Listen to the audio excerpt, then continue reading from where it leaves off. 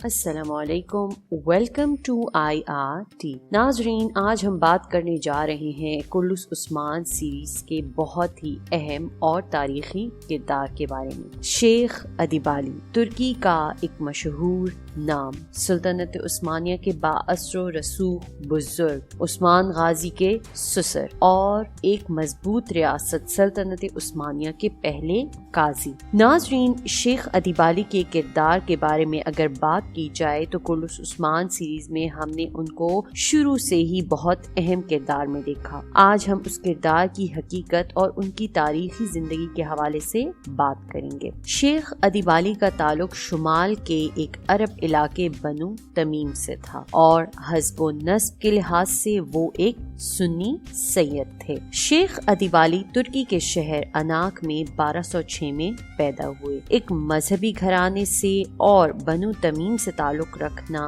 ان کے لیے بہت بڑا اعزاز تھا، بلکہ ان کی خوش نصیبی تھی، اور اسی وجہ سے مسلم دنیا کے مذہبی حلقے میں ان کا بہت احترام کیا جاتا تھا۔ لیکن عثمان غازی سے ان کا اتنا مضبوط تعلق کیسے بنا، اس کے پیچھے بھی ایک دلچسپ کہانی ہے۔ ناظرین، مورخین لکھتے ہیں کہ شیخ ادیبالی عثمان غازی کے والد اور ترکی کے ایک مشہور کردار ارطغرل غازی کے بہت قریبی دوست تھے۔ شیخ ادیبالی اکثر ان تک اپنی اسلامی تعلیمات پہنچایا کرتے تھے، اور یہی وجہ تھی کہ ارطغرل غازی اپنے بیٹوں کو دینی تعلیمات حاصل کرنے کے لیے شیخ ادیبالی کے ہاں بھیجا کرتے تھے۔ لیکن عثمان غازی کو شیخ ادیبالی کی صحبت میں رہنا کافی پسند تھا۔ وہ کئی دنوں تک ان کے پاس رہا کرتے تھے۔ گویا عثمان غازی کی تعلیم و تربیت میں شیخ ادیبالی کا بہت اہم کردار تھا، اور یہی وجہ تھی کہ وہ ان کے روحانی سرپرست بھی بن گئے۔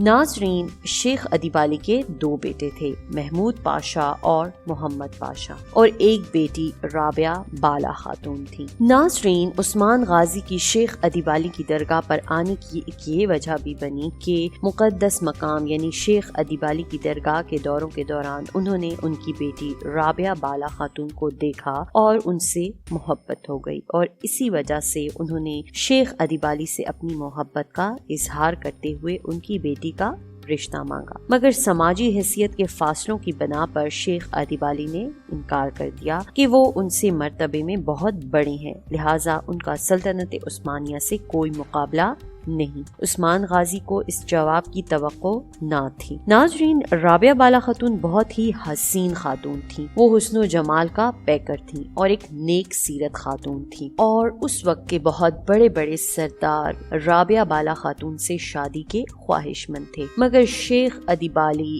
ابھی ان کے رشتے کے لیے راضی نہ تھے۔ مورخین لکھتے ہیں کہ عثمان غازی کے ایک ایسے ہی دورے میں ایک عجیب واقعہ پیش آیا، اور وہ عثمان غازی کا تھا خواب، جو کہ کلث عثمان سیریز میں بھی ہائی لائٹ کیا گیا ہے۔ ایک رات عثمان غازی شیخ ادیبالی کے آستانے پر ہی سو رہے تھے کہ انہوں نے خواب دیکھا کہ شیخ ادیبالی کے سینے سے ایک چاند نکلا ہے، اور وہ چاند نکل کر ان کے سینے میں پیوست ہو گیا ہے، اور پھر اس چاند کی روشنی بڑھتے ایک گھنا شاندار درخت بن گیا ہے، اور ہر شاخ سے دریا بہہ رہے ہیں، اور اس درخت کے پتے ایک بر اعظم کی طرف مڑ جاتے ہیں، اور وہ بر اعظم ایک خوبصورت شاہی انگوٹھی میں تبدیل ہو جاتا ہے۔ عثمان جیسے ہی اس انگوٹھی کو پہننے کی کوشش کرتا ہے تو ان کی آنکھ کھل جاتی ہے۔ عثمان غازی نے اگلے ہی روز یہ خوبصورت خواب اپنے شیخ کو سنایا۔ ناظرین، شیخ ادیبالی نے جب وہ خواب سنا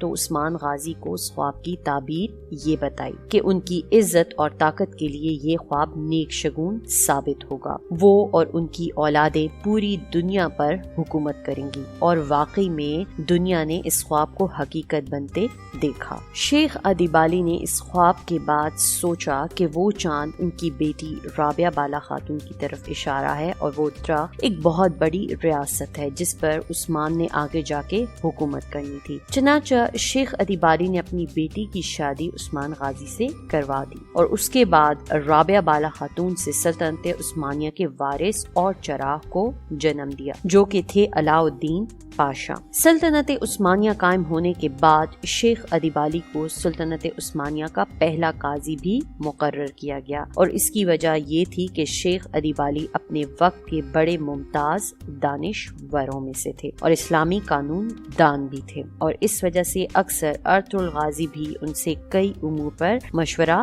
لیا کرتے تھے، اور بالکل اسی طرح عثمان غازی بھی ان کو بہت اہم فیصلوں میں شامل کیا کرتے تھے۔ گویا عثمانیہ سلطنت کی شکل اور پالیسیوں کو تشکیل دینے میں شیخ ادیب علی کا ایک اہم کردار ہے۔ یہ کہنا غلط نہ ہوگا کہ خلافت عثمانیہ پر شیخ ادیب علی کے نظریات کی گہری چھاپ تھی۔ انہوں نے جس بنیاد پر خلافت عثمانیہ کی بنیاد رکھی، اس کے اثرات صدیوں تک قائم رہے۔ آج بھی شیخ ادیب علی کو دنیا بھر میں عقیدت و احترام اور عزت کی نگاہ سے دیکھا جاتا ہے۔ آخر 1336 عیسوی اور اپنے عمر کے 120ویں سال میں شیخ ادیب علی خالق حقیقی سے جا ملے۔ ان کو ترکی کے شہر سوغوت میں دفن کیا گیا۔ ناظرین، سلطنت عثمانیہ کی تاریخ کو جہاں بھی دیکھا جائے وہاں پر اس روحانی ہستی شیخ ادیب علی کا ذکر ضرور ملے گا۔ آج کے لیے اتنا ہی، انشاءاللہ ایک نئی اور زبردست سی ویڈیو کے ساتھ دوبارہ حاضر ہوں گے۔ تب تک کے لیے اپنا بہت سارا خیال رکھیے گا۔ اللہ حافظ۔